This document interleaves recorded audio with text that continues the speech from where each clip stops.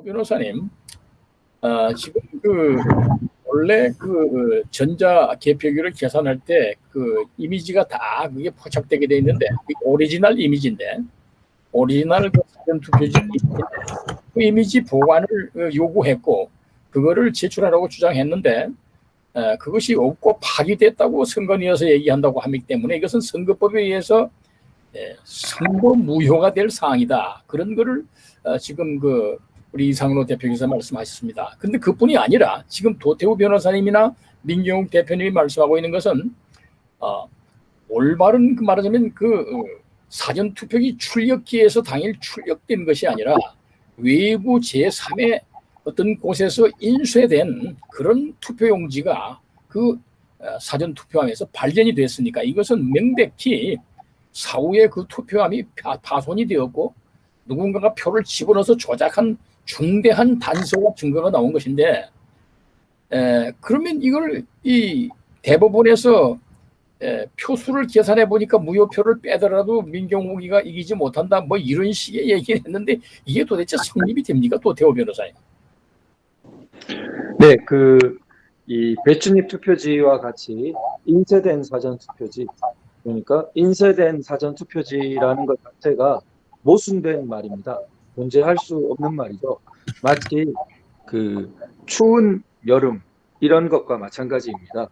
사전 투표지는 프린터기에서 한 장씩 나오는 것이지 인쇄소에서 인쇄되는 것이 아닙니다. 원리가 다르고 잉크의 화학적 성분도 다르다고 합니다. 그래서 그건 검증의 문제이고, 우리가 보다 근본적으로 알듯이 앱선 프린터에서 사전 투표지 발급기에서 한 장씩 떨어져야 진정한 투표지인 것이지, 기초 조건이죠, 사전 투표지로서는. 그런데 그것이 이미 인쇄소의 인쇄물이다 라고 하는 순간, 아무리 비슷하게 생기고 아무리 비슷한 재질로 만들었다고 하더라도 그것은 진정한 사전 투표지 자격이 이미 없는 것이죠. 인쇄소에서 인쇄된 사전 투표지란 없습니다. 그런데 기표까지 되고 그런 거 말이죠. 자, 그런데 이것이 개표 후에만 투입되었다고 꼭 단정할 수 있느냐 부분에 대해서는 제 생각은 저만은 아닐 것이라고 보는데요. 좀 열려 있어야 된다고 봅니다. 개표 전에도 관내 사전 투표 경우에는 특히 우체국의 마지막 지점에서 선관위로 이동할 때에 그때 공무원이 아닌 개인적인, 그러니까 사적인 민간 이 운수를 통해서 이송되었다고 합니다.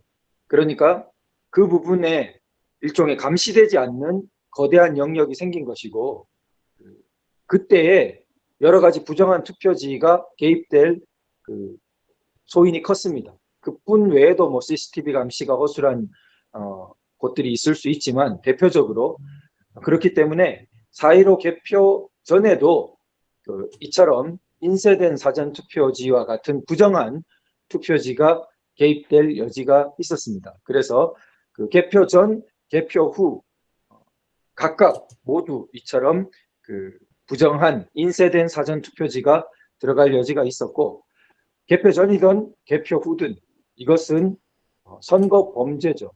이미 형사 범죄이고 공직선거법은 그러한 부정한 투표지의 투입을 당연히 엄벌에 처하도록 형사적으로도 규정하고 있습니다.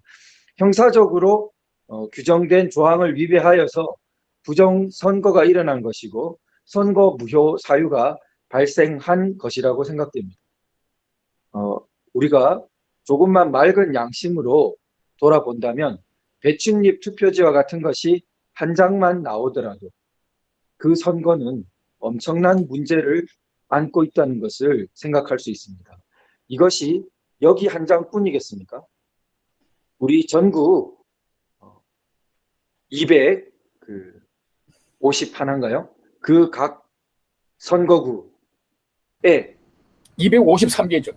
253개, 예. 253개 선거구에 과연 인쇄된 사전투표지들이 얼마나 퍼져 있을지. 사실 민경욱 의원 선거구는 가장 대비가 철저했을 곳입니다. 가장 일찍부터 그 논란이 되어서 저 지역구에서는 선거 소송이 걸리겠구나 하고 부정선거를 저지른 쪽에서는 대비를 가장 많이 했을 곳이 바로 연수을입니다. 그런데 그러한 연수을에서도 어이없는 배춧잎 투표지와 같은 것이 나왔다면, 그런 대비가 아주 허술했을, 전국 각지를 뒤진다면 얼마나 많은 것들이 나올지 모릅니다. 그렇기 때문에 저건 빙산의 정말 일각 중에 일각처럼 한 장으로 보이지만 한 장이 아닌 수십만 장이 될 수 있는 여지가 있는 것이죠. 인쇄를 한 장만 하지 않는 것이지 않습니까? 그래서 그런 부분에 대해서 만일 공정한 우리 수사기관이 살아 있었다면 이미 수사에 착수했어야 합니다. 그런데 지금 현재 국가기관이 너무나 오염되어 있기 때문에 이런 부분에 수사 착수가 쉽게 기대될 수 없는 상황이긴 하지만, 그럴수록 우리 국민들이 정신을 똑바로 차리고, 사실 이 부분을 뚫어내지 못하면 자유민주주의는 죽는 것이죠. 그런 각성을 해야 된다고 생각됩니다. 그러면은 재판부에서 그런 것을 다 무시하고 뭐 검토해 보니까 당락 번복에는 별 영향이 없더라고 발표하면 그만인가요? 도 변호사님. 지금 오늘 재판부에서 감정을 실시하고자 하는 감정에 대해서 신청서를 내라는 그런 통보가 왔습니다. 그래서 재판부도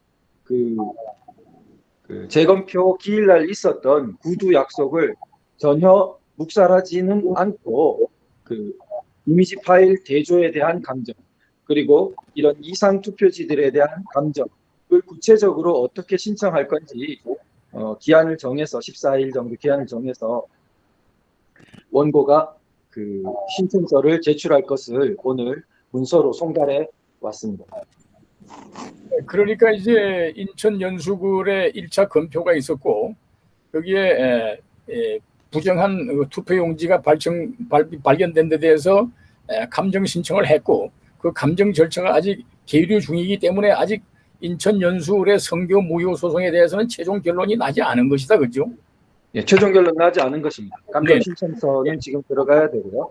신청하라고 이제 문서가 온 것이고, 그리고 또 하나 오후에 제가 본 좋은 소식은 윤갑근 후보를 비롯한 장동혁 등 4명의 후보 선거구에서 변론 기일이 진행되기로 했다. 이것은 재검표가 예정된다는 뜻입니다. 그래서 제가 볼 때는 연수을 진행에 용기를 얻어서 윤갑근 후보, 장동혁 후보 등 최소한 4명의 후보들이 재검표를 향한 용기를 낸 것 같습니다.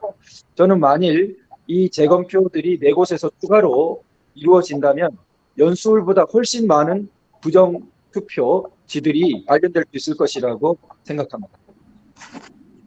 네, 이러한 오늘 오후에 대법원에서 충북도 당시에 미래통합당 지금 국민의힘당 전신이죠. 충북도당위원장 윤갑근 씨, 윤갑근 후보, 또 서울 은평갑의 홍인정 씨, 또 도 변호사님 말씀하신 대전시당의 장동혁 후보, 그리고 승용원대학 명예교수인 이국명 후보, 이런 분들에 대해서 재검표 기일을 정했다고 하는구만요. 그러면은 이것이 그 대신 한 달 적어도 아무리 늦어도 이 7월 안에는 속행이 돼서 우리 오늘 인천 연수울의 28일에서 밝혀진 바와 같은 그런 결과들이 속속히 나와줘야 하겠는데 매우 주목이 된다 하겠습니다. 우리 김성진 교수님, 이번에 6월 28일 이 인천 연수울의 이 검표 이 내용을 보고 우리가 어떻게 이것을 받아들여야 될지, 대법원의 도대체 계획은 무엇인가, 우리가 어떻게 봐야 될까요? 한 말씀 해주시죠. 예,